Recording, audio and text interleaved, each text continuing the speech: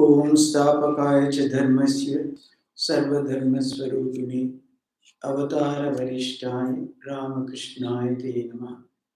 Jananim Sharadam Devim Ramakrishnam Jagadgurum Padapadme Tayosutva Pranamami Bhava. Namaste Yatirajaya Vivekachudamani Sure Satchit Sukasvarupaya Swamini Tapaharini Purnamada Purnamidam Purnat Purnamadachyate Purnasya Purnamadaya Purnamevavasishyate. Om Shanti Shanti Shanti. Let's continue our discussion of this wonderful text, Vivekachudamani. So now, after discussing about the Manomaya Kosha, now the discussion is about Vijnanamaya Kosha. They are all part of the mind only. Why they have to be done? Because the mind itself has so kind of four components: man, buddhi, chitta, ahankara. All are part of the antakarana called mind. Isme chitta is something which kind of stores, the memory part. Ahankara, aham, me and mine. And there are two other things, man and buddhi. So they are, here it says, they are of the nature of precedence and succession. Pehle man, uske baad buddhi. Mind first brings the impressions inside, refers it to buddhi, to determine nischayatmika buddhi. Because the mind always is either this or that. Is so and so is this person or that person. Is a person or an animal. Whatever it is, any kind of reference. Sankalpa vikalpa.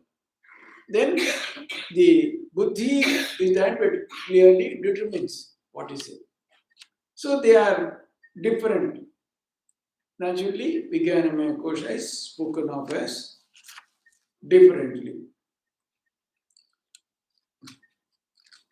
So what its various nature, qualities, it is both the Dehendriyadishu, it's in the body and the organs, are all related to Vijnanamaya, Kriya.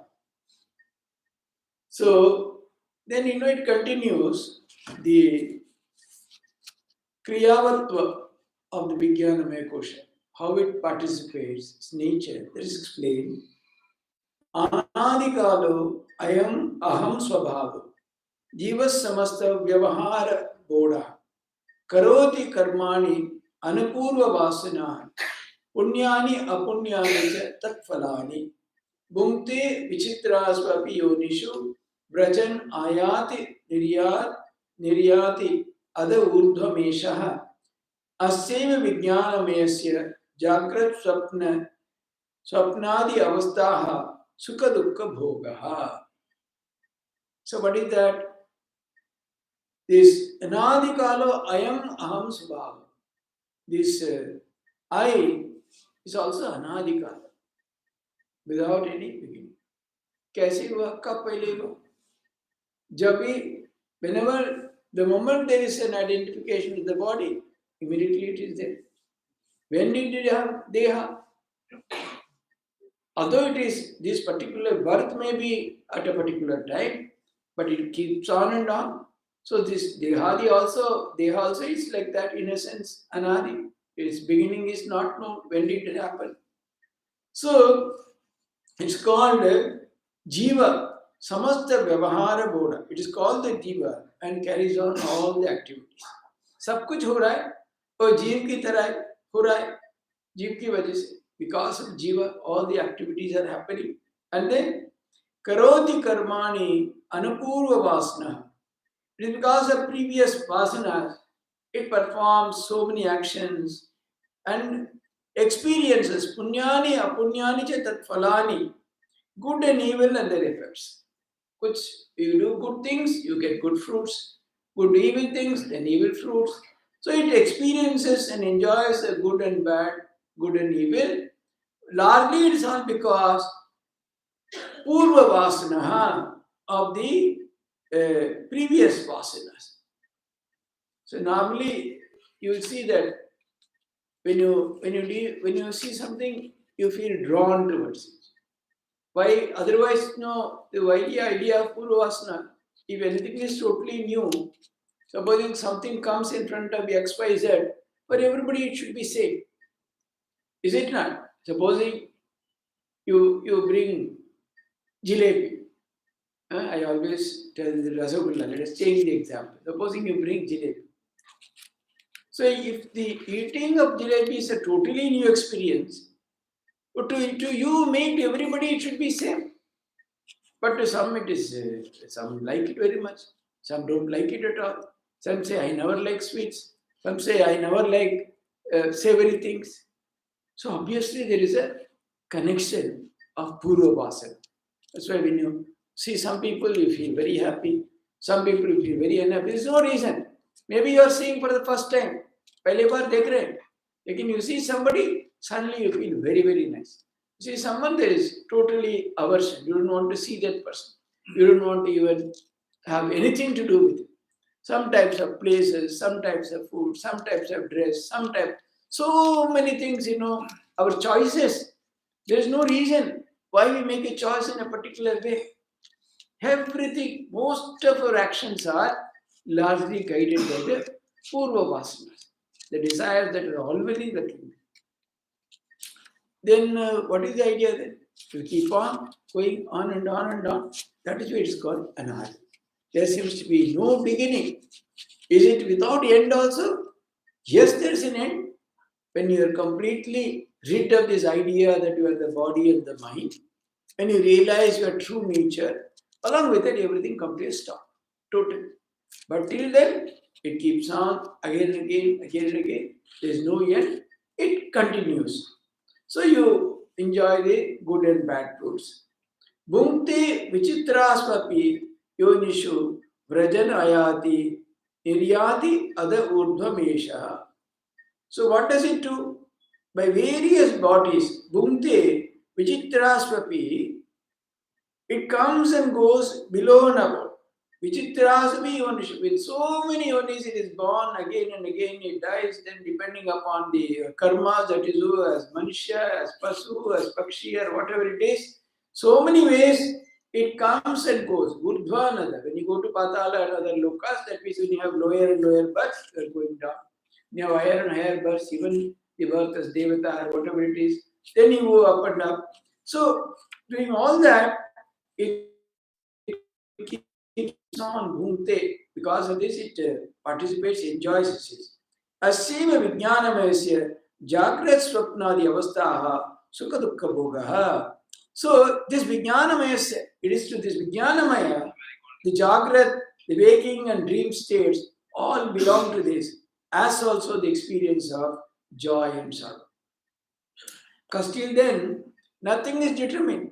Only when the buddhi finally takes a decision, then only all the experience, etc. happens.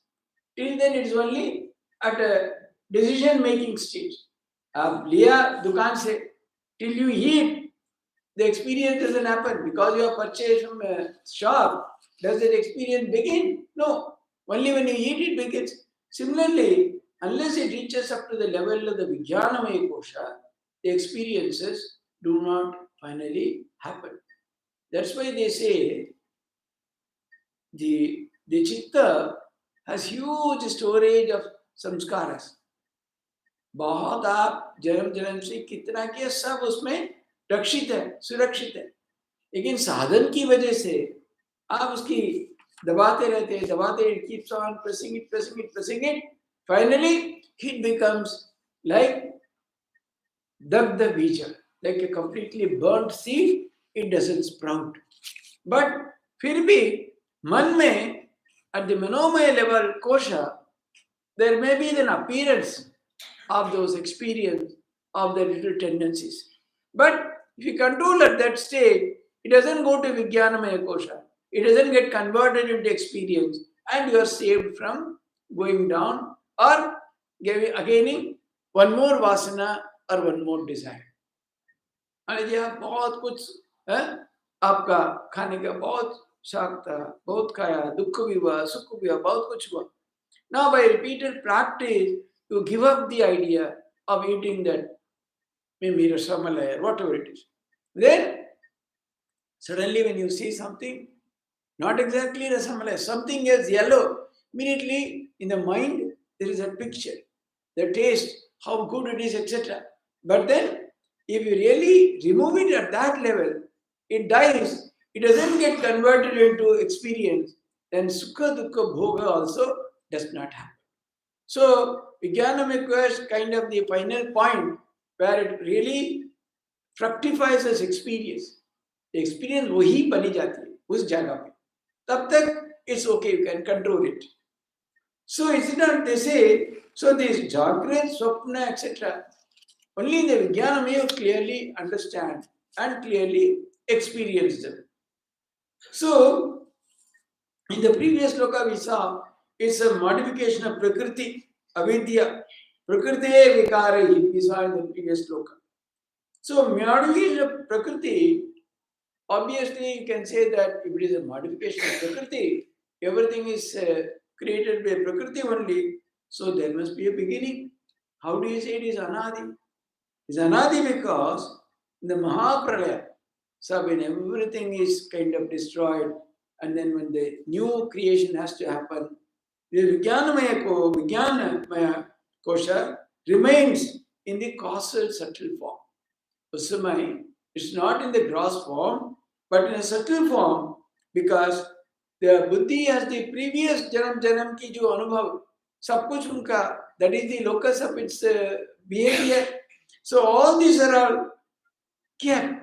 Without that, otherwise, no new creation is possible.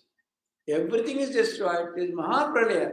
But then the Vijnanam Maya Kosha with all the impressions remains in a subtle form. From that, again, the creation takes place. Again, all those actions start happening. So that is why it is said, it is Anadi. Because, after one Pralaya, after next Pralaya, it keeps on coming forth again and again. So, although Prakriti Vikarahi, it's a modification of Prakriti, in that sense one might ask, why it is for the Prakriti only, it's created by Prakriti, so it is not Anadi. No, it is because Anadi in this section, in this idea, it is not totally destroyed. It remains in a subtle form and then comes back with the new creation. So, till there is Videha Kaivalya, unless the body is completely given up, and then you get that mukti or moksha completely, there is no complete destruction of this buddhi or vijnana kosha. When the jiva completely realizes his true nature, that it is that anadi ananta swarupa, it is Shuddha Buddha Mukta Svabhava, it is of the nature of Chaitanya, till that experience is completely gone. The buddhi, the deha is not destroyed, therefore buddhi is also not destroyed. It's always there in a subtle form. So that is why the buddhi, and because of the buddhi, the attachment to the present body and mind, they are all said to be beginningless. So it goes on with the next prayer, again it will come, again it will come. So there is no end to this. Anadikala, there cannot be stated when it began. Kab शुरुआत हुई? Nobody can say, because it has been happening endlessly. Aham swabhava, it is the jiva, the buddhi, which the chit is reflected, that identifies itself with the body. Because the Vijnana Kosha is the nearest to the Atman. Because Aname Kosha, Praname Kosha, Manome Kosha, Vijnaname Kosha, Anandame Kosha, and then Brahman or Atman only. So, because of its proximity to that Atman, it is shining, but it identifies itself, the body, indriyas, etc., as I. So, this I sense as the ahankara, that is the aham swabhava, that is the basis of all actions. Whatever we do, either by body, by mind, by anything, everything is related to this aham swabhava. I am that, I am that, I am that. I am doing this, I am not doing this. I am going here, I am going there. I am rich, I am poor. I am aged, I am young. I am educated, I am uneducated. I am rich. All this, anything, everything is related to this I, this Aham Swabhava. So it is an instrument of all worldly activities. So according to the Shruti, Vijnanam Yajnam Tanute Karmani Tanute Cha. So Yajnam Tanute, all the religious activities, Yajna, etc. Karmani Tanute Cha, all the other non-religious activities also. Anupurva Vamsaha, that is the Tat Vidya Karmani Saman Varabhaktite Purva Prajnacha Punyavai Punyena Kamana Bhavati Papaha Papena. So Punya Karmas are those which are according to the Shastras. Whatever you do according to Shastras are all Punya Karma. Papa Karmas are all that are all prohibited by the Shastras. So you do both Punya and Apunya Karmas, and accordingly you keep on enjoying the fruits of all those actions. These are all largely because of Purva Vasana, the Vasanas of the earlier births or the previous incarnations. So, then what is the idea? This Bhoktritva, what is this enjoyment?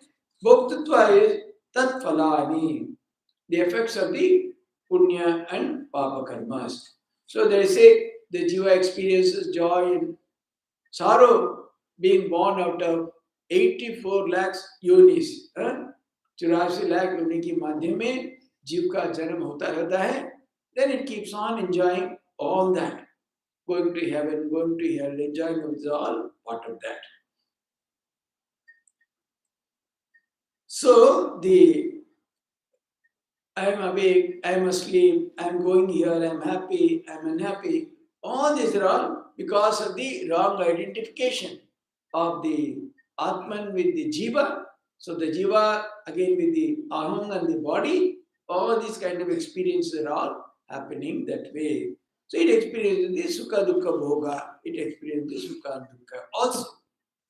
Then further he explains, Dehadi Nishtashrama Dharma Gunabhimanaha Satatam Mameti Vijnana Kosho Ayamati Prakasha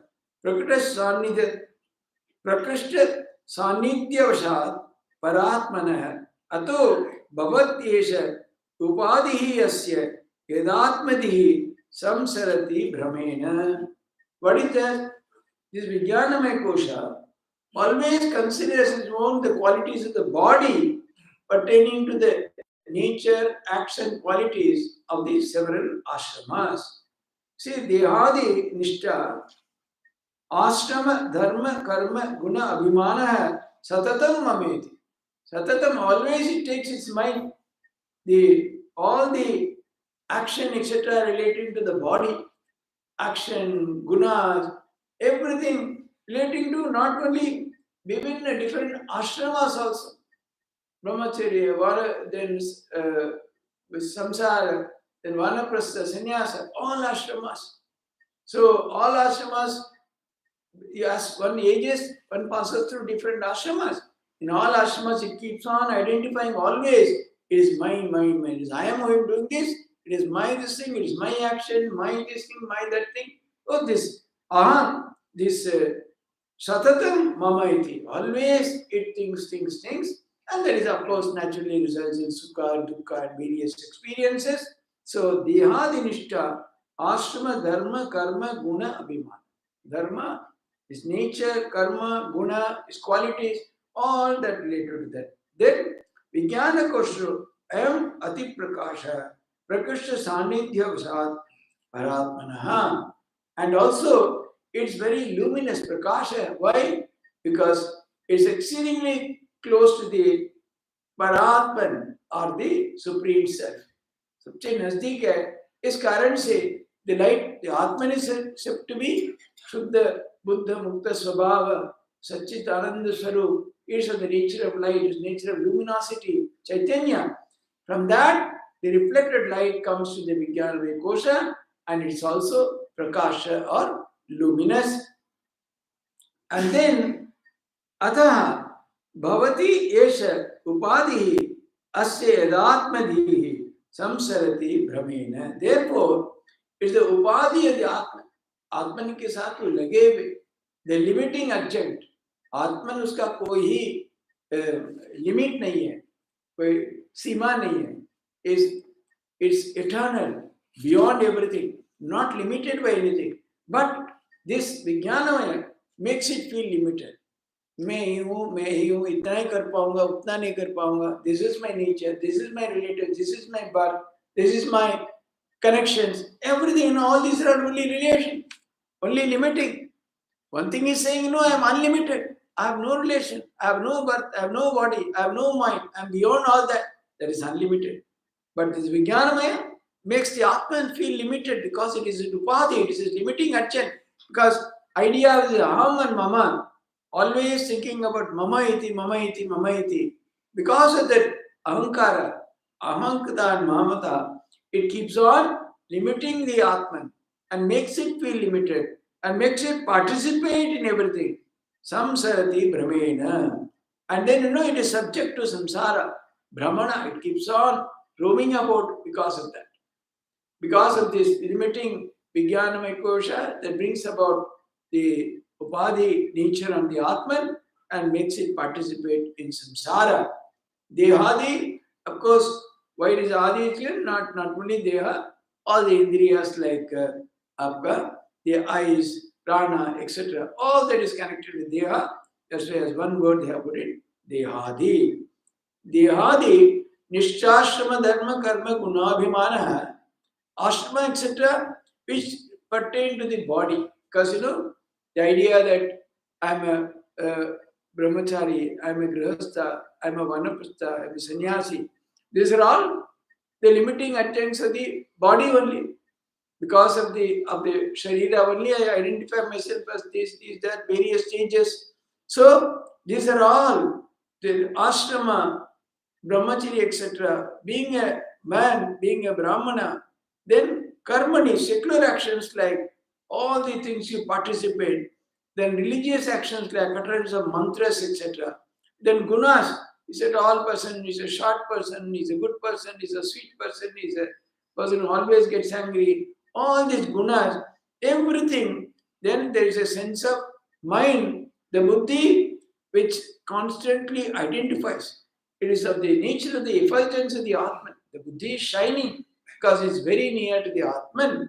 But then with the Indriyas, it gets identified with Dehadi and then it superimposes on itself the functions, the qualities that they have. So the Atman, which is beyond all limitations, is beyond all defects, beyond all any limitedness, because of association with Deha, etc. It feels itself limited, feels itself constrained, and that is how it keeps on participating in the samsara. Paratmana, what is the nature of the inner Atman? It is of the nature of the effulgence. Buddhi itself is achetana. The buddhi by itself has nothing.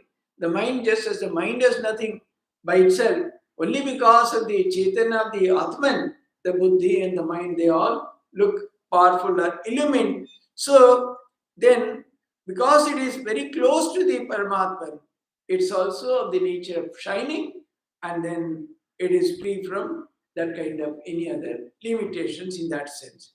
In the case of other indriyas, like your eyes, nose, pranas, they don't have any direct connection with the Chaitanya or the Atman. Because of the Vijnanamaya Kosha, which is very close, supreme proximity to the Chaitanya, it does not depend upon anything else for the reflection of the Atman. Whereas again, the eyes, ears, etc., the light of the Vijnanamaya Kosha, again lights all these things. So they all become shining, they all become powerful, they all look alive, they all look as if they are alive, they are able to do everything, but in reality, they have no such power. So it is the primal cause of agency for action and enjoyment. And the Atman with the sense I undergoes the afflictions of agency, kartitva.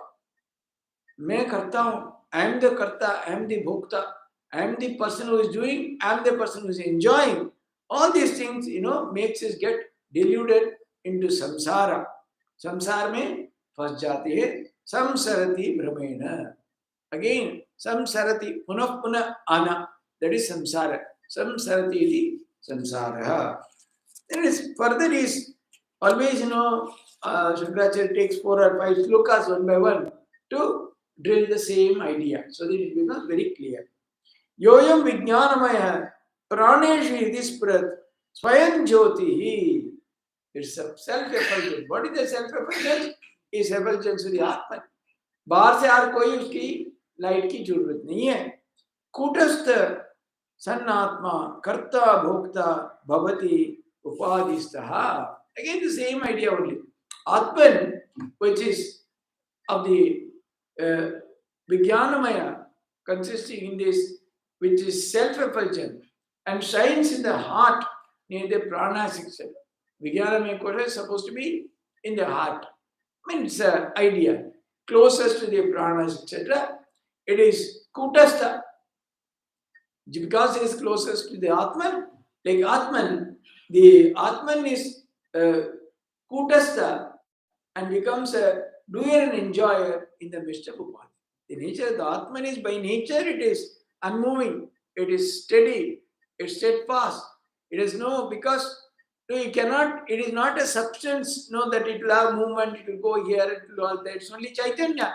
So it is always there, stationary. Kutastha means permanent. But because of the upadhis, because of the presence of the Vijnanamaya kosha, it identifies itself as enjoyer. And again, it becomes entangled in the samsara.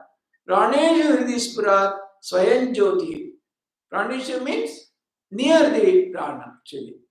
And then the I is attached to many things in the context of, Yagyavalkya asked this question by King Janaka, which of these is Atma? Koyam Atma. What is this? Where is his Atma? And the answer is, the prana stands for Indriyas in the vital layers, and the Atman is not said to be any of these which are needed. So Atman is something totally different. Around it are all there, prana, etc., etc., all other things are all there. But Atman is something totally different. So the buddhi is also near the prana, etc. There is a difference. See, the Vijnanamaya Chaitanya is never found to exist in the jiva apart from buddhi. Since from the beginning till the moment of release, it is known as Vijnanamaya Kosha, Vijnanamaya. So this Maya means plenty, plenty of that knowledge, abundance, buddhi. So it's called Vijnanamaya Kosha. It's of the nature of Vijnana. Then Yatma is said to be Kutastha. Kutastha stands like on the hammer you hit something, so that base is called Kutastha. Ab jitne bhi uska pitai karo, whatever you keep on hammering it, it's never disturbed even a millimeter. Thoda bhi hilta nahi, because it's so steady, strong. So the Atman is like that. It does not undergo any change or any modification. But because of the association with buddhi and the functions of knowing and action, etc., it becomes tainted by avidya. Avidya से उसकी अपवित्रता आ जाती है, अज्ञान आ जाता है उसका. So इसीलिए it becomes an actor, it becomes an experiencer. It is all due to this delusion. That is, just as the crystal, when you take a red flower near crystal, the crystal appears to be red. In reality, the crystal is not red at all. It has no color. But because of the redness of the flower, the crystal appears to be red. In the same way, the Atman, although it is kutastha, it is unmoving, it is never disturbed by anything. But because of the Jnanamaya, it gets identified with Dehadi, with the Indriyas, etc., and participate in the samsara. It becomes Sukha Dukkha Bhoga. It enjoys Sukha and Dukkha. And then samsarati, it keeps on coming and going again and again in this samsara. So, again, in the next sloka also, again he asks one more sloka he takes to explain. Swayam parichedam upetya buddhehe dadatmya doshena param mrishatmanah sarvatmaka sannapi vikshate swayam Swataha pritatvena mridu ghataniva. Always the common example they give is always ghata. The ghata are so many kinds of printers you make, but are they different from clay? They are all clay only. But the ghata and the pata, everything, all the pot and so many vessels, you never say it is clay. You say it is ghata, you say it is kalsi, you say something else. In the same way, although its nature is that, still, because of the upadhi, all the descriptions, all the limited and limiting adjuncts, all come into operation. By the defect of adhyasa, swayam parichetam apvetya buddhehe, identification of the mityatman, tadatmya doshena, param rishatmanaha, namely buddhi, the atman, which is all, attains limitation and looks upon itself as different. Atman, by nature, it is free. There is no limitation. It has no bondage. It has no, in terms of beginning or end or anything. It is eternal. It is Shuddha, Buddha, Mukta. But because of its identification with the Jiva, because of the presence of these various koshas, it participates and it thinks that it is different. It's actually, it is one Chaitanya, undifferentiated oneness. But because of its identification, just as the ghata and various vessels, they think that they are different from the clay. They never think that they are the clay. You never say it is clay. You say it is God. It's a pot. It is something else. You refer to it by its vessel, by its upadhi, not by the fact it is clay. For example, in a sweet, do you say it is shakkar? No. You say it is amriti, it is something else. So in the same way, the Atman also thinks that it is something else and not that Shuddha Buddha Mukta Swabhava Chaitanya. So, Mrusar Tadatma Doshena Mrishatmana. What is Mrishatmana? Which is of the nature of Mithya. Buddhi is nature of Mithya because at some point of time, along with the liberation, this Buddhi, this Manomaya, all that go away at that time. So, the Atman, by the wrong identification with the Buddhi, it is by itself it is of the nature of all, idam sarvam yadatyamatma, but because of that, of this limitedness, it seems to become much smaller.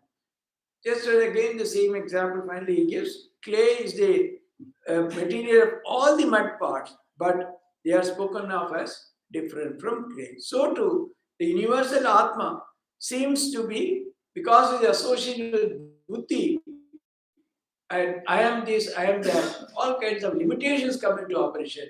It loses its real wonderful nature. After one more sloka, we'll get something more interesting because the same thing is being explained.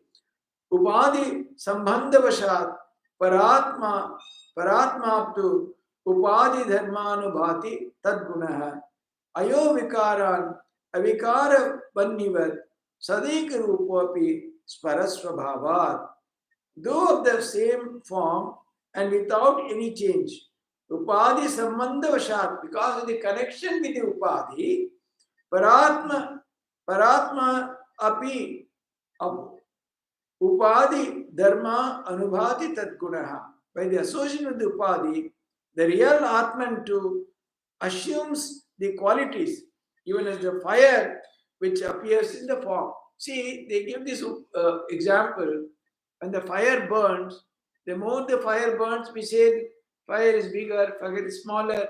But does the fire have really that kind of a shape or anything? Because the kashta is burning, whatever is burning, the coal is burning. Because of that, the fire is seemingly big or small. Although the fire itself has nothing like big or small, it is fire only. The same way, the Atman, it has no form, it has no change. Only because of the upadhis, such as Vijnanamaya, etc., it is feeling that all these qualities are mine. It is participating and it is feeling that way. So then comes a very, very important question by the Sishya. Brahmena api anyatha vastu jiva bhavaha paratmanah tat upadhihi anaditvat Nanadir nasha ishyate. Atosya jiva bhavopi nityo bhavati samsati na nivarteta tanmoksha katam me sri guru vada.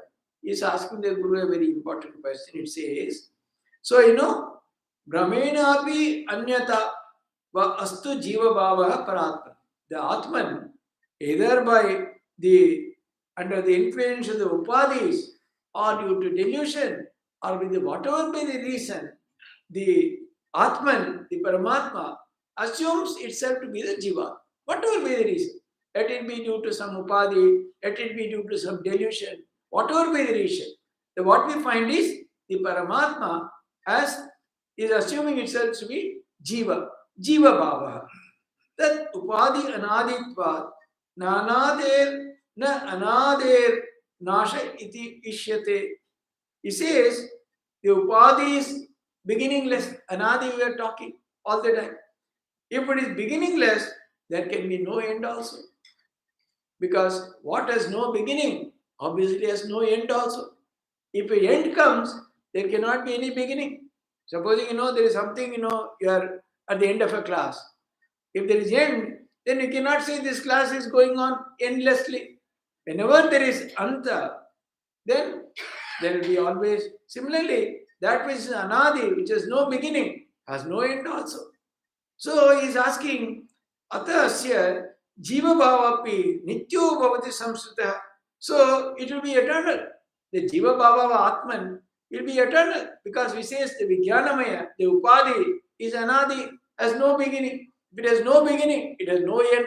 So the atman's jiva bhava will also not end. It will be eternally in samsara only. So na nivarteta tan moksha katam me sri guru. How can there be freedom for the atman from the samsara? Teach me this, O Guru.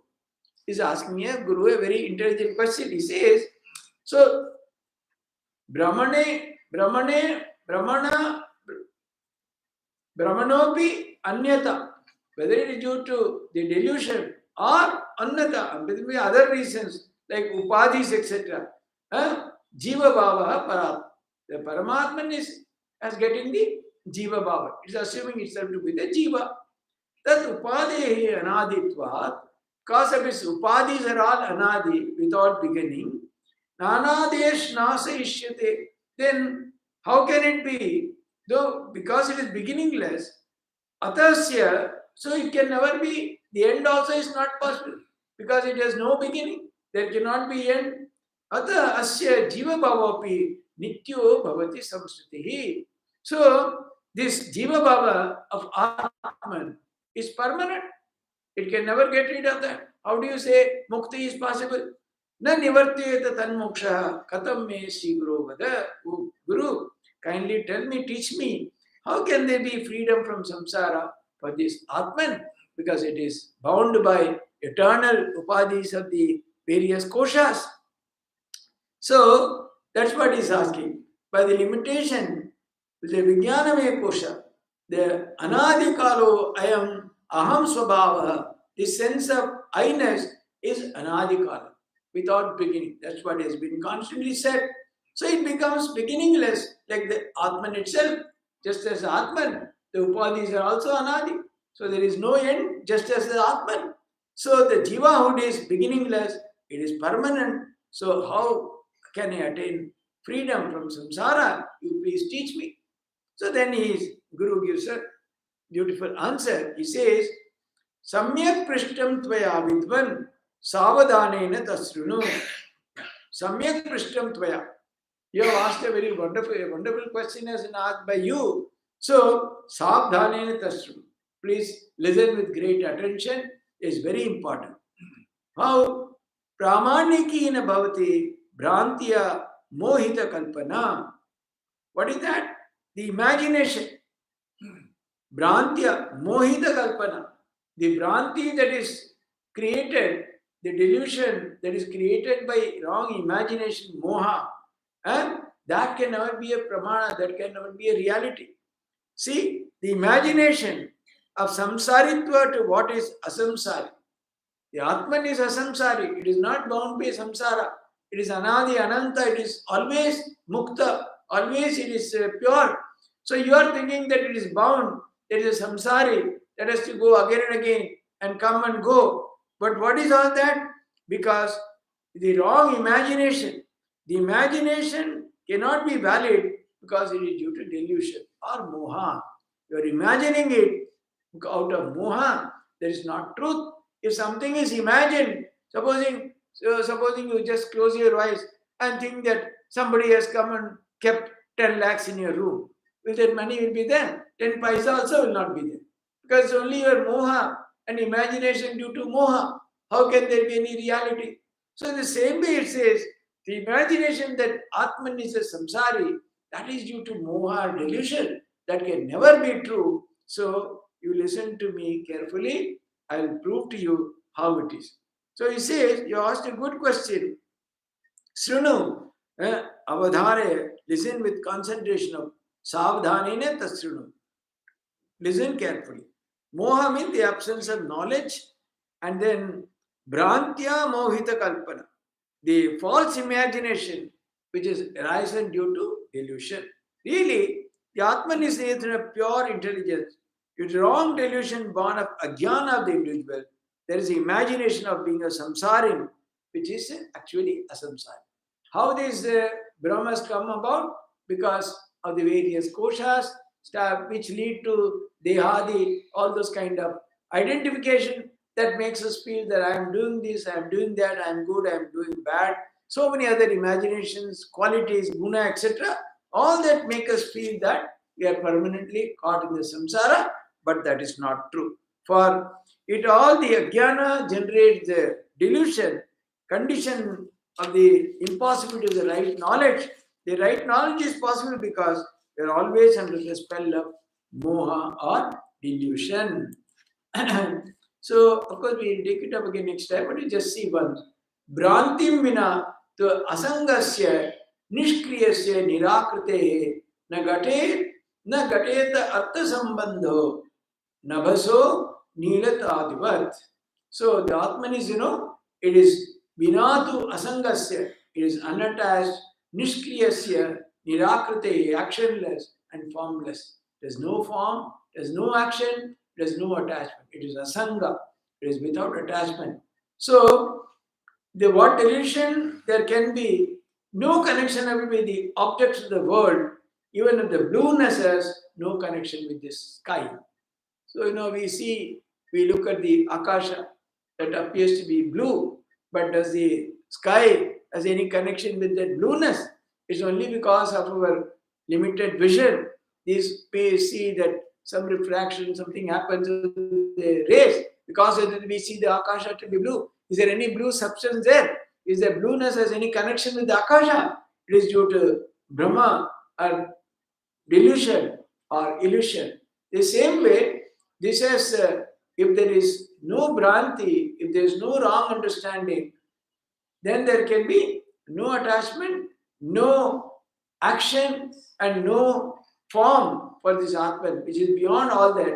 So, similarly, you think of it has no connection with the objects of the world at all, just as the blueness has any connection with the sky. Of course, he will explain further. But essentially, he says that this is the nature of Atman. There's no connection with all that. So, by wrongly you are imagining it to be connected, etc. But again, how the wrong identification comes in because of the various koshas, Vijnanamaya, Anandamaya, then Annamaya, Pranamaya, all these koshas, through that the Atman gets identification, the Jivatman. And once you identify yourself as Jivatman, then all the qualities associated with all those koshas, such as Dehadi, Indriyas, etc., the Atman thinks that I am the doer, I am enjoying, I am going here, I am going there, I am participating. All these are all wrong identification.